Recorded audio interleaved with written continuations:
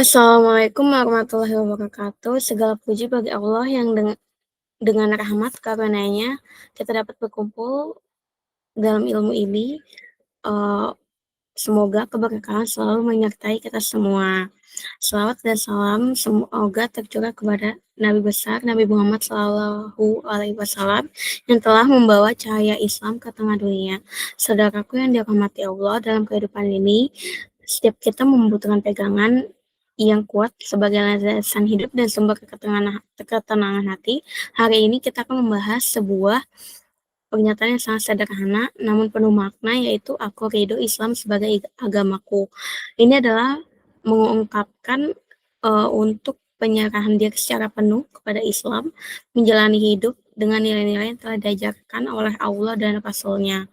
Semoga dengan pembahasan ini kita tambah semangat untuk meningkatkan iman dan takwa. Perkenalkan, nama saya Kaila Karenisa dengan NIM 1030425000074.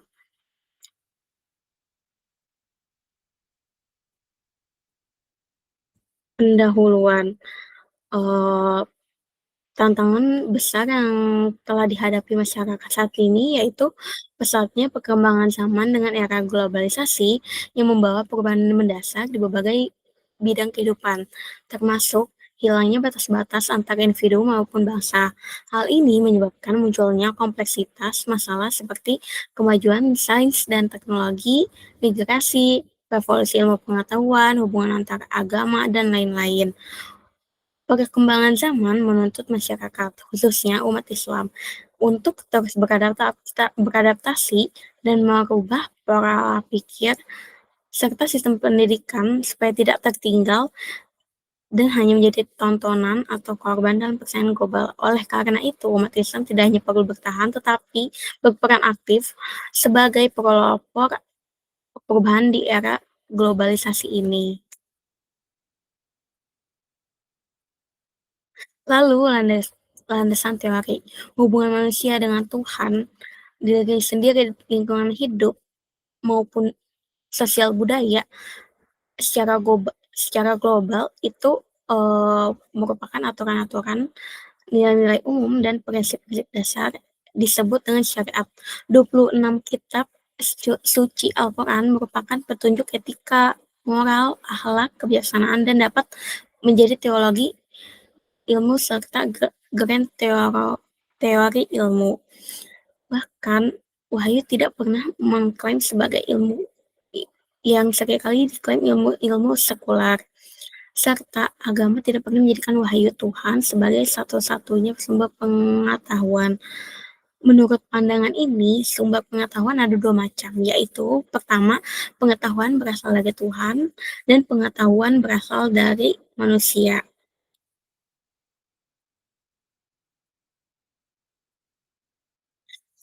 Di sini ada tujuan studi Islam interdisipliner, yaitu yang pertama untuk memahami Islam secara lengkap atau disebut juga komprehensif atau lebih komprehensif. Kedua, ada untuk memahami seluruh aspek yang terkandung dalam Al-Quran dan Sunnah Nabi Muhammad SAW sebagai sumber ajaran Islam. Ketiga, agar seluruh aspek dalam Al-Quran terhubung secara koheren. Kemudian berbagai aspek ajaran dalam Al-Quran secara umum ditunjukkan dengan 3 dimensi yang disampaikan malaikat Jibril ketika bertemu dengan Nabi Muhammad Shallallahu Alaihi Wasallam.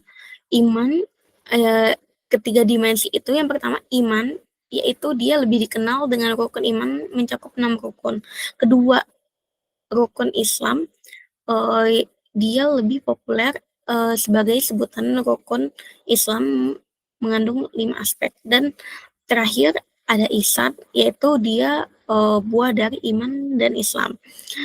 Nah, kalau dengan teori lain itu dikatakan iman diidentik dengan ideologi, Islam diidentik dengan ritual, sedangkan ihsan perpaduan antara eksperiensial dan konsekuensial, yaitu rasa keberagaman yang terekspresikan dalam tingkah laku atau disebut juga kepribadian.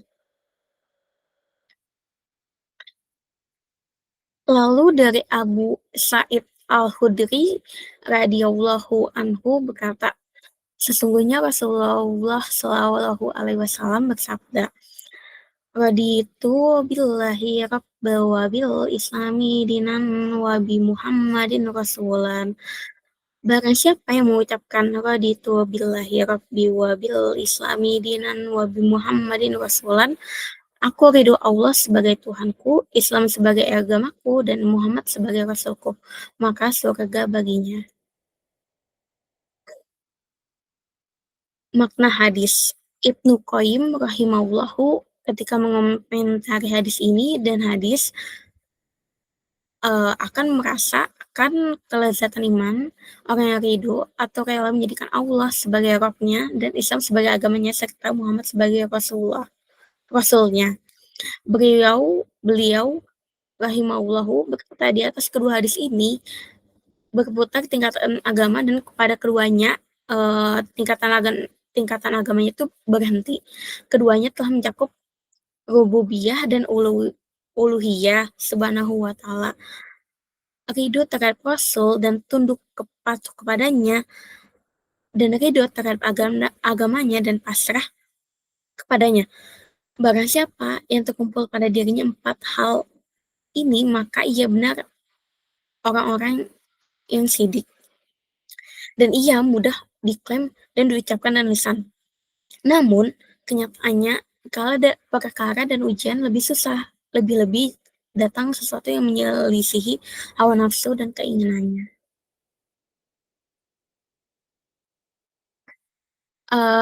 Ridho itu mencakup ada dua, yaitu pertama ridho terhadap uluhiyah subhanahu wa ta'ala yang mengandung keridhaan dengan cara mencintai semata-mata, takut, patuh, tunduk kepadanya. Kedua, ridho terhadap rububiyah, yaitu peraturan terhadap hambanya, bertawakal hanya kepadanya, meminta pertolongan, merasa yakin, serta ridho dengan segala sesuatu yang Allah perbuat kepadanya. Adapun ridho ridho lainnya, yaitu ridho menjadikan Nabi Muhammad Shallallahu Alaihi Wasallam sebagai seorang Rasul, mencakup kesempurnaan ketundukan kepadanya dan kepasrahan mutlak untuknya, sehingga ia tidak mengambil petunjuk kecuali dari sabda-sabda beliau.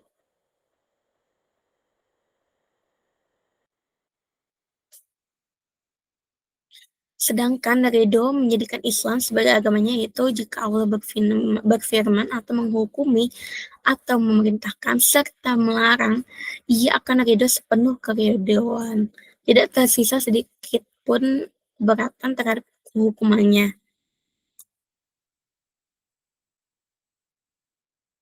Lalu kita membahas karakteristik utama agama Islam, yaitu ada tiga pokok ajaran. Yang pertama, berserah diri pada Allah dengan kemudian tauhid hanya kepadanya semata. Kedua, perwujudan ketaatan atas segala perintah Allah dan menjauhi larangannya, serta ketiga, berlepas diri dan suci dari mempersekutukan Allah dengan sesuatu pun dalam seluruh peribadatan.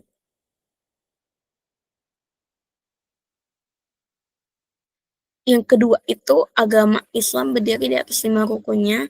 Nah, hal ini sebagaimana diriwayatkan sebagai sebuah riwayat dari sahabat Abdullah bin Umar radhiyallahu anhuma, bahwa beliau pernah mendengar Rasulullah Shallallahu alaihi wasallam bersabda, "Buniyal Islamu ala khamsin syahadati an la ilaha illallah wa anna Muhammadan wa rasulun ilahin wa qomi sholatin wa itai zakati wal haq wa saumi ramashoya." Islam dibangun di atas 5 rukun, yaitu kesaksian bahwa tiada sesembahan yang berhak diibadahi selain Allah dan bahwa Muhammad adalah Rasulullah, menegakkan sholat, menunaikan zakat, berhaji, dan berpuasa Ramadan.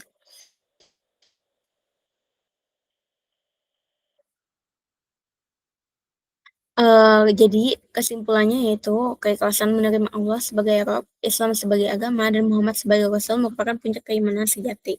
Orang yang benar-benar ridho dengan hal tersebut, maka merasakan ketenangan, iman, dan takwanya, dan serta ridho ini mencakup menerima segala ketentuan Allah dengan tulus, menaati ajaran Nabi Muhammad tanpa keberatan, serta berserah diri kepada Allah. Dalam Islam, semua itu menjadi fondasi utama iman dan karakter seorang mukmin, serta Islam sendiri berdiri di atas 5 rukun sebagai fondasi wajib bagi setiap muslim. Maka, dengan ridho tersebut, seorang hamba mendapatkan kebahagiaan dunia dan akhirat serta keberkahan dari Allah. Terima kasih, telah mendengarkan, eee, sedikit materi Aku Ridho Sebagai Agamaku. Terima kasih. Wassalamualaikum warahmatullahi wabarakatuh.